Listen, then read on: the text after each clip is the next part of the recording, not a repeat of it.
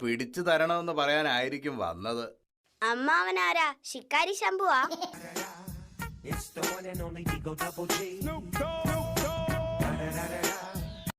Excuse me, how many miles to Munnar?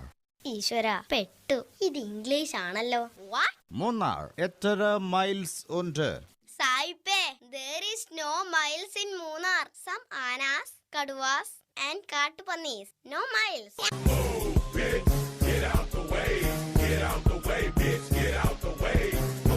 ഈ കണക്കെന്ന് പറയുന്നത് ഒരു വൃത്തികെട്ട സബ്ജക്റ്റാ. മീഞ്ഞാന്ന് സാറ് പറഞ്ഞു 5 5 10 എന്ന്.